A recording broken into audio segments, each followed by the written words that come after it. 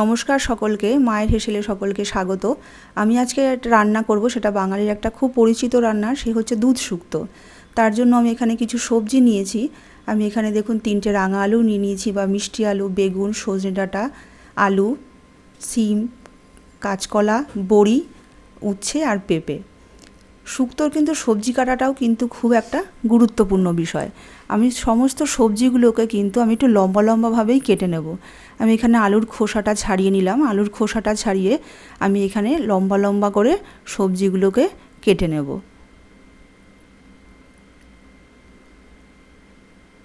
সবজিটা কেটে যেন আলুটা যেন কালো না হয়ে যায়, তার জন্য আমি একটা বাসনে একটু জল নিয়ে আমি ভিজিয়ে রাখলাম। এইভাবে সমস্ত আলুগুলোকে আমি কেটে নিলাম। এবার আমি মিষ্টি আলুটা নিলাম। মিষ্টি আলুটার ওপরের খোসাটাকে ছাড়িয়ে একটু পরিষ্কার করে নেব।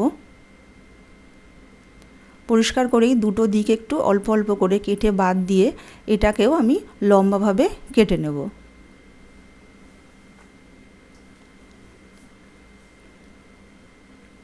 কেটে এটাও একটু জলে ভিজিয়ে রাখবো যেন কালো না হয়ে যায়।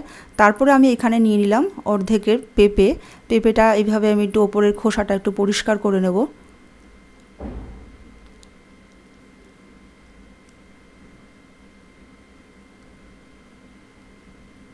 পেঁপেটাও লম্বাভাবে এরকম ছুরি দিয়ে কেটে নেব, লম্বা লম্বা আকারের।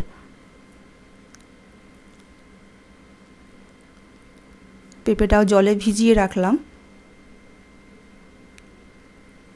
আমি সমস্ত পেঁপেগুলোকে কেটে সমস্ত এই সবজিগুলোকে ভিজিয়ে রাখলাম। এখানে আমি বেগুনটা কেটে নিলাম। পুরো বেগুনটা আমি ব্যবহার করব না, এই পেছনের দিকটাতেই ব্যবহার করব। বেগুনটাকেও আমি লম্বাভাবে কেটে নেব। এই সবজিগুলোকে আমি আর জলে ভেজাবো না, এগুলোকে আমি ভেজে নেব। এই জন্য আমি এইগুলোকে আলাদা করেই রেখে দিলাম। আমি কাঁচকলাটাও ওপরের খোসাটাকে ছাড়িয়ে নেব।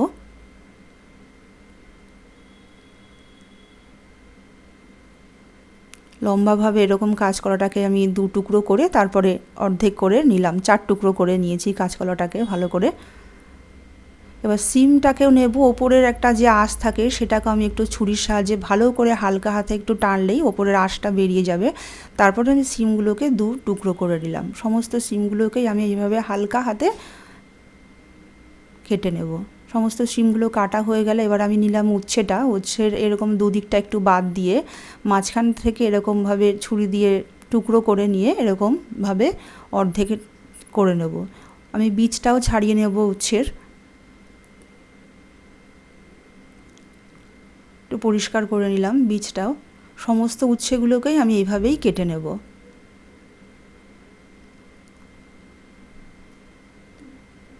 উচ্ছেটাও আমার কাটা হয়ে গেছে। এবার আমি সজনে ডাঁটাটা কাটবো। সজনে ডাঁটাটা এইভাবে একটুখানি পুরোটা কাটবেন না, এইভাবে একটুখানি হালকা কেটে এরকমভাবে টানলেই ওপরের আঁশটা ছেড়ে যাবে। ওপরের সব পুরোটা আঁশটা কিন্তু এইভাবে একটু ছাড়িয়ে নিতে হবে। এইভাবে আস্তে আস্তে টানলেই কিন্তু ওপরের পুরো খোসাটাই কিন্তু ছেড়ে যাবে। এরকমভাবে লম্বা লম্বা করে আমি সজনে ডাঁটাগুলোকেও কেটে নেব।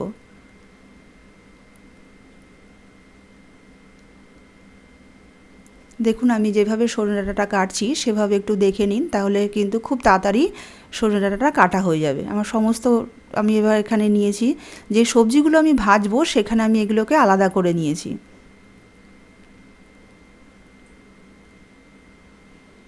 আমি একটা বাসনে জল বসিয়ে দিলাম কিছুটা। এখানে দিয়ে দিলাম 1/2 চামচ মতন একটু নুন। এই জলটাকে আমি একটু ভালো করে গরম করে নেব। আমার যে সবজিগুলো, যে শক্ত সবজিগুলো, সেগুলোকে আমি একটু 80% মতন একটু বয়েল করে নেব। এখানে আমি পেঁপে, রাঙা আলু আর এমনি আলু দিয়েছি। এই 3টে সবজি একটু শক্ত। এই সবজিগুলোকে আমি একটু ভালো করে 80% মতন বয়েল করে নেব। আমি জলটা থেকে আমি সবজিগুলোকে তুলে নিলাম। এই জলটাও কিন্তু আমি রেখে দেব, আমার পরে কাজে লাগবে। জলটা কিন্তু ফেলে দেবেন না। আমি এখানে কিছু মশলা নিলাম। আমি এখানে 2 চামচ মতন কালো সর্ষে আর 1 চামচ পোস্ত নিয়েছি, আর সাইডে নিয়েছি 1 চামচ রাঁধুনি আর 1 ইঞ্চি মতন আদা। এই দুটো মশলাকে আমি ভালো করে পেস্ট করে নেব। আমি এখানে কড়াই গরম করে রিফাইন অয়েল দিয়ে দিলাম এখানে 5 চামচ মতন। দিয়ে আমি তেলটা গরম হয়ে গেলে আমি বড়িটাকে একটু লাল করে ভেজে নেব। গ্যাসটা আমার মিডিয়ামেই আছে। গ্যাসটা খুব চড়া করে দেবেন না, তাহলে বড়িগুলো পুড়ে যাবে। আর এইভাবে লাল করে বড়িগুলো আমি ভেজে নেব। তারপর আমি এখানে দিয়ে দিলাম কাঁচকলাটা। কাঁচকলাটা এরকমভাবে একটু লাল করে ভেজে নেব। তারপরে এখানে দিয়ে দিলাম আমি সিম। ওই একই তেলেই সমস্ত সবজিগুলোকে আমি হালকাভাবে ভেজে নেব, কোনো সবজিটাই খুব কড়া ভাজবো না। আমার সিমটা ভাজা হয়ে গেছে। আমি এখানে দিয়ে দিলাম সজনে ডাঁটা। 3-4 মিনিট একটু নাড়াচাড়া করে নিলেই সবজিগুলো ভাজা হয়ে যাবে। এবার আমি দিয়ে দিলাম বেগুন। বেগুনটাকেও একটু লালচে করে ভেজে নেব। বেগুনটা আমার ভাজা হয়ে গেছে। সবার শেষে দেব উচ্ছে। উচ্ছেটা কিন্তু প্রথমে দেবেন না, তাহলে অন্য সবজিগুলো একটু তেতো ভাব এসে যাবে। আমি উচ্ছেটাও এরকম একটু লালচে করে ভেজে নেব। তারপরে ওই তেলে দিয়ে দিলাম আমি 1/2 চামচ মতন পাঁচফোড়ন। পাঁচফোড়নের যে একটু মিষ্টি গন্ধ বেরোবে, তখন আমি যে বয়েল করা সবজিগুলো ছিল সেগুলোকে আমি এখানে দিয়ে দিলাম। সবজিগুলো দিয়ে 3-4 মিনিট একটু ভালো করে নাড়াচাড়া করে নেব।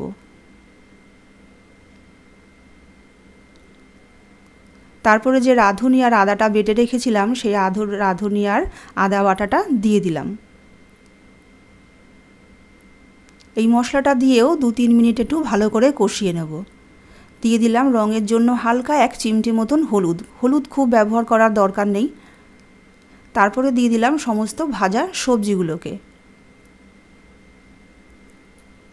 সবজিগুলো দিয়ে আবার একটু ভালো করে কষিয়ে নেব। একটু 2-3 মিনিট ভালো করে আবার একটু নাড়াচাড়া করে নেব।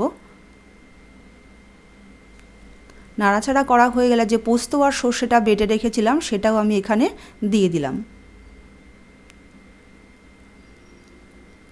মশলার সাথে সবজিটাকে ভালো করে একটু কষিয়ে নেব 3-4 মিনিট। দিয়ে দিলাম স্বাদ মতন নুন, 1/2 চামচ মতন নুন, 1 চামচ মতন চিনি। কারণ সবজিটা সেদ্ধ করবার সময় কিন্তু আমি আগে একটু নুন ব্যবহার করেছিলাম। নুনটা কিন্তু সেই বুঝেই দিতে হবে। এখানে দিয়ে দিলাম যে 1 কাপ মতন দুধ। আমার সবজিটা পুরো কষানো হয়ে গেলে আমি এখানে ব্যবহার করলাম 1 কাপ মতন দুধ। আর যে সবজি সেদ্ধর যে জলটা রেখেছিলাম সেটাও এখানে দিয়ে দিলাম 3 কাপ। আমি জলটা ব্যবহার করব সবজিটার সমান সমান, যেন সবজিটা খুব একটা ডুবেও না যায়, এরকম সবজির সমান সমান আমি জলটা ব্যবহার করব। এবার সবজিটা আমি পুরো ঝোলটাকে ফুটতে দেব। আমার ঝোলটা ফুটে গেলে আমি এবার বড়িগুলোকে দিয়ে দেব। আমার মোটামুটি রান্নাটা কিন্তু কমপ্লিট। এবার আমি একটু বড়িগুলোকে সেদ্ধ হতে দেব। একটু গ্রেভিটা পাতলাই থাক, কেননা এটা কিন্তু ঠান্ডা হয়ে গেলে আরও গাঢ় হয়ে যাবে। সেই বুঝেই কিন্তু গ্রেভিটা রাখবেন। আর জলটা আপনাদের পরিমাণ মতন দেবেন। আমার রান্নাটা যদি ভালো লেগে থাকে লাইক করবেন, শেয়ার করবেন, সাবস্ক্রাইব করবেন। আজ এইটুকুই। নমস্কার।